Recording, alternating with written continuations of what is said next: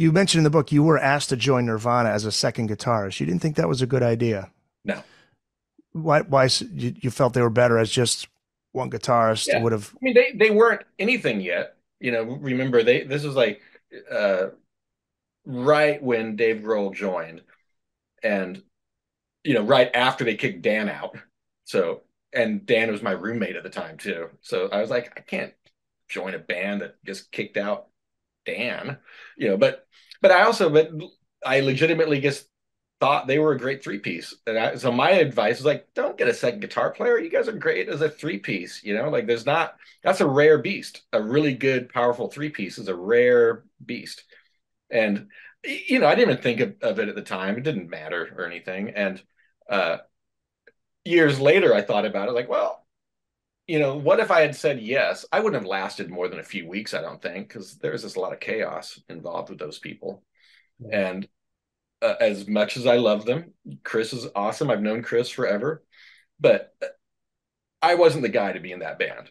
And that's pretty obvious. It wouldn't have worked out. And they got Pat Smear, and he was the dude. Yeah, I You was know, going to ask, what did you think? How did they sound when they added Pat well, Smear? it was great, but Yep. they'd had a second guitar player earlier, which is terrible. It was just muddied up the sound. But Pat Smear was the dude. He was the right guy for the job. He's a great guitar player and could somehow maneuver his way through those very volatile personalities. Yeah. And Well, he that's still does. because you talked about opening for Nirvana and Pearl Jam around 93 or 94, right? And it was like two different worlds. Like there was quite the contrast in atmosphere, some bad vibes in the Nirvana camp. Now this was like when things were really bad within the Nirvana camp, right? Yeah. Yeah, it was eye-opening to us, and it scared us because we'd already agreed to like doing the Pearl Jam tour. And we're like, God, if this is what Nirvana's like, how awful is the Pearl Jam tour going to be? And we couldn't have been more wrong. Uh, Pearl Jam was organized and happy with their situation. Everybody in Nirvana was they were, you know, head in the sand, sort of.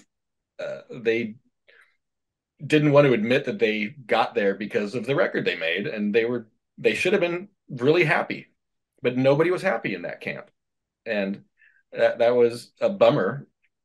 And there was a lot of arguing and weirdness on that tour, and then we did the Pearl Jam tour, and it was great. And to me, we learned a lot, seeing like you can actually navigate this giant world of rock stardom and keep things together and uh, circle the wagons, I guess. There's still people that work for Pearl Jam that were on that first tour we did. Oh, They that still still work with them today. yeah, yeah, yeah. Yeah. How well did you know Kurt? You said you didn't know Kurt Cobain that well. You saw him around. Yeah, I didn't know him Yeah, real, yeah, real well. yeah. He was a very shy person.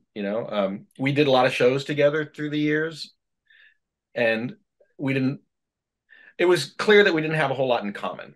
We would say, "Hey, how you doing, man? Great to see you," and then long pause, and there wasn't really much more to say. I knew Chris really well because he was the dude that was always with the Melvins in the early days. He was just their lumbering, goofy friend, in their van.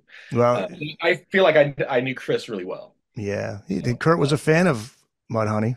yeah, sure, yeah. Yep. I mean, I was a fan of Nirvana. They were great, like right out of the gate. I thought they were amazing.